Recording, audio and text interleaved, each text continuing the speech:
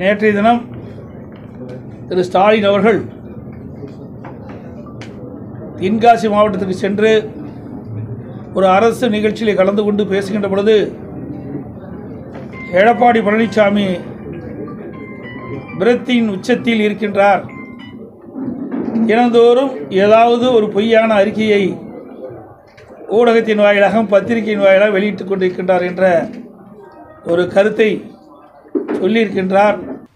எப்போ மக்களை நினைச்சுக்கிட்டு நாங்கள் ஏங்குற காரணத்தினால தான் மக்களாகிய நீங்கள் எங்களோடவே இருக்கீங்க. நமக்கிடையே ஏற்பட்டிருக்கக்கூடிய நிலைக்கம்தான் சிலரை தூங்க விடாம பண்ணுது.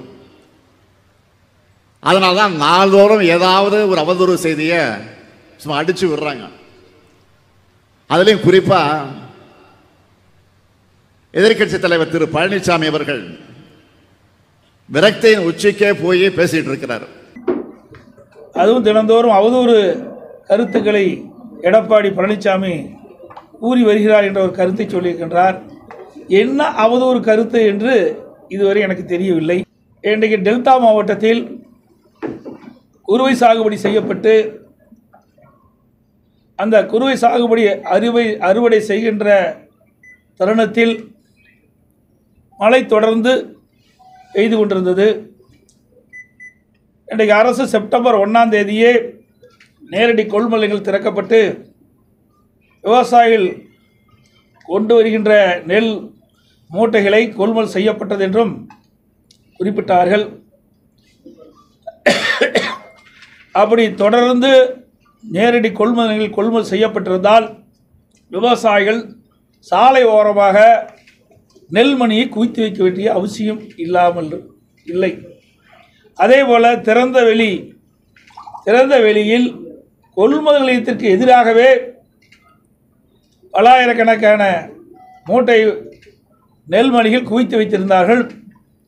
தொடர் மழையின் காரணமாக அந்த நெல்மணிகளெல்லாம் நனைந்து முளைத்து விட்டது. அந்த விவசாயிகளெல்லாம் கடுமையாக பாதிக்கப்பட்டார்கள். இதை சட்டமன்றத்திலே 7/10/2025 என்று கருதுகின்றேன். அன்றைய தினம் உணவுத்துறை அமைச்சருடைய கவன ஈர்ப்பு தீர்மானம் மூலமாக அதிமுக சார்பாக கொண்டு வந்தேன். அப்பொழுது சட்டமன்றத்திலே டெல்டா மாவட்டத்தில் விவசாயிகள் உற்பத்தி செய்யப்பட்ட விளைவித்த நெல் மூட்டைகளை முறையாக நேரடி கொள்முதலிலே கொள்முதல் செய்யப்படவில்லை. இதனால் விவசாயிகள் கொண்டு வந்த நெல் மூட்டைகள் வெளியிலே அடுக்கி வைக்கப்பட்டிருக்கின்றன. நெல் மணிகள் திறந்த வெளியிலே குவியலாக வைத்திருக்கின்றார்கள். மழையின் காரணமாக அந்த நெல்மணிகள்லாம் முளைத்து விவசாயிகள் பாதிக்கப்பட்டிருக்கின்றார்கள். ஆகவே உடனடியாக திமுக அரசாங்கம் போர்க்கால அடிப்படையில் விவசாயிகள் திறந்த வெளியிலே குவித்து வைக்கின்ற நெல்மணிகளை கொள்முதல் செய்ய வேண்டும் என்று வலியுறுத்தினேன். அப்பொழுது உணவு அமைச்சர் பதில் சொல்கின்ற பொழுது, நாங்கள் தினந்தோறும் ஒரு நாளைக்கு 2000 மூட்டை கொள்முதல் செய்கின்றோம், விடுமுறையான ஞாயிற்றுக்கிழமையும் கொள்முதல் செய்து கொண்டிருக்கின்றோம் என்ற கருத்தை சொன்னார். 17/10/2020 கவன ஈர்ப்பு தீர்மானம் 7 17/10/2020 கவன ஈர்ப்பு தீர்மானத்தில் சட்டமன்றத்தில் பேசினது. அப்படி 2000 மூட்டை கொள்முதல் செய்யப்பட்டிருந்தால் விவசாயிகள் கொண்டு வந்த அனைத்து நெல் மூட்டைகளிலும் கொள்முதல் செய்யப்பட்டிருக்கலாம். அதோடு நான் அறிக்கையின் வாயிலாக வெளியிட்டேன். அதற்கு நடவடிக்கை எடுக்கவில்லை.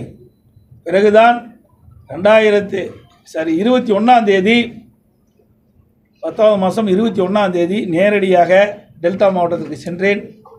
அங்கே தஞ்சை மாவட்டம், திருவாரூர் மாவட்டம், நாகப்பட்டினம் மாவட்டம், மயிலாடுதுறை போன்ற மாவட்டங்களுக்கு நேரடி கொள்முதலுக்கு சென்று அங்கே பார்வையிட்ட பொழுதுதான் விவசாயிகள் கண்ணீரும் கவனமாக எங்களுடைய வயலில் விளைவித்த நெல் மணிகளெல்லாம் திறந்த வெளியிலே கொட்டி இன்றைக்கு மழையிலே நனைந்து முளைத்து வீணாகி கொண்டிருக்கிறது. என் கண் முன்னாடியே எங்கள் கண் எதிரே இன்றைக்கு நெல்மணிகள்லாம் முளைத்து பெரும் நஷ்டத்துக்கு நாங்கள் உள்ளாயிருக்கணும் என்ற கருத்தை சொன்னார்கள். அப்பொழுது நான் அவரிடத்தில் கேட்டேன், எவ்வளவு நாட்களாக நேரடி கொள்முதலத்திலே கொள்முதல் செய்யவில்லை என்று கேட்கின்ற பொழுது சுமார் 15 நாட்களாக நேரடி கொள்முதல் நிலையங்களில் கொள்முதல் செய்யப்படவில்லை. அப்படி கொள்முதல் செய்யப்பட்ட காலகட்டத்திலும் 600 மூட்டைக்கு மேல் எந்த நேரடி கொள்முதல் செய்யவில்லை என்ற கருத்தை சொன்னார்கள். அதோட சணல் சாக்குகள் இல்லை என்றும் அந்த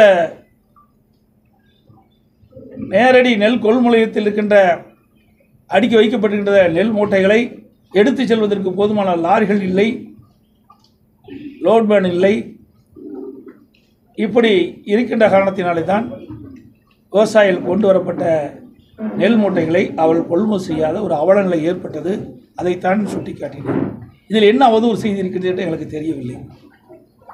அதோட துணை முதலமைச்சர் டெல்டா மாவட்டத்துக்கு சென்றார். நாங்கள் கூட பரவாயில்ல, டெல்டா மாவட்டத்துக்கு செல்கிறாரு, விவசாயிகளுடைய பிரச்சனைலாம் தீர்ப்பார், விவசாயிகளுடைய கருத்தை கேட்பார், நேரடி கொள்முதல் நிலையத்துக்கு செல்வார் என்றெல்லாம் நான் எதிர்பார்த்தேன். ஆனால் அங்கேயெல்லாம் போகலை.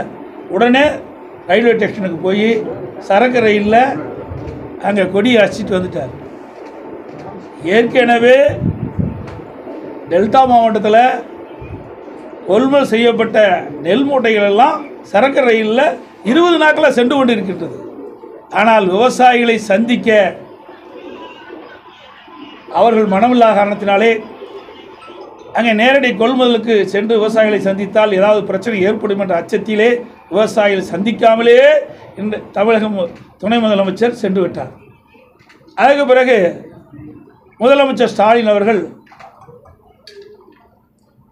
கிட்டத்தட்ட 30 நாட்கள் முன்பாக நடவு செய்த நெற்பயிரெல்லாம் கனமழையின் காரணமாக நீரிலே மூழ்கி சேதமடைந்து விட்டது.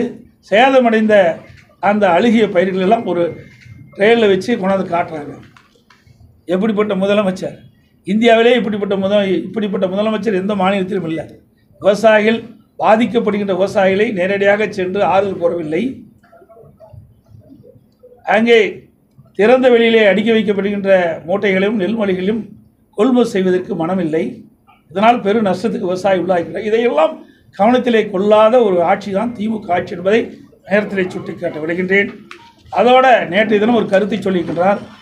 திராவிட முன்னேற்ற கழக ஆட்சியில் தான் ஒவ்வொரு ஆண்டும் சராசரியாக 42 லட்சம் மெட்ரிக் டன் இன்றைக்கு கொள்முதல் செய்யப்பட்டதாக ஒரு பச்சை பொய்யை சொல்லியிருக்கிறார். திராவிட முன்னேற்ற கழக ஆட்சிக்கு வந்த பிறகு உணவு மானிய கோரிக்கை நடக்கின்ற பொழுது அந்த கொள்கை விளக்க குறிப்பில் குறிப்பிட்டது. அதை நான் ஊடகத்தின் வாயிலாக இந்த நேரத்தில் தெரிவிக்க விரும்புகிறேன். 2022-23 ஆண்டு கொள்கை விளக்க குறிப்பு அதில் 105-106 பக்கம் 31/3/2022 வரை 29,48,000 மெட்ரிக் டன் தான் கொள்முதல் செஞ்சுருக்காங்க. 2023-24 வருடம் பக்கம் 80 அந்த உணவு மானிய கோரிக்கையில் கொள்கை விருப்பில் பக்கம் 80ல் 31/3/2023 வரை 29,40,000 மெட்ரிக் டன் தான் கொள்முதல் செஞ்சுருக்கிறாங்க. 24-25 ஆண்டு கொள்கை விளக்க குறிப்பு பக்கம் எண் 101ல் 31/3/2024 வரை 28.26 லட்சம் மெட்ரிக் டன் தான் கொள்முதல் செஞ்சுருக்கிறாங்க. 25-26 ஆண்டு பக்கம் எண் 106ல் 31/3/2025 வரை 28,30,000 மெட்ரிக் டன் தான் கொள்முதல் செஞ்சுருக்கிறாங்க. மொத்தமாக 1,15,49,000 மெட்ரிக் டன் தான் கொள்முதல் செஞ்சுருக்கிறாங்க.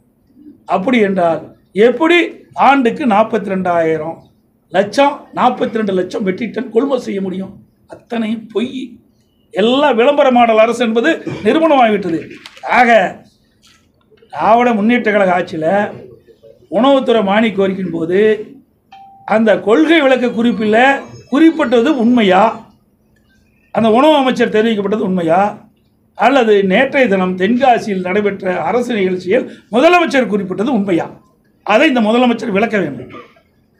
இது புள்ளிவரத்தோட அவர்கள் குறிப்பிட்ட இந்த ஆட்சியில் உணவுத்துறை மானிய கோரிக்கையில் அவர்களது உணவு அமைச்சர் சட்டமன்றத்தில் கொள்கை விளக்க குறிப்பை தாக்கல் செஞ்சிருக்கிறார். அதில் இந்த குறிப்பை எடுத்து நான் உங்களிடத்தில் விளக்கி சொல்லியிருக்கின்றேன். ஆக இப்படி மக்களை ஏமாற்றி விவசாயிகளை ஏமாற்றுகின்ற அரசு தான் விடியா திமுக அரசாங்கம்.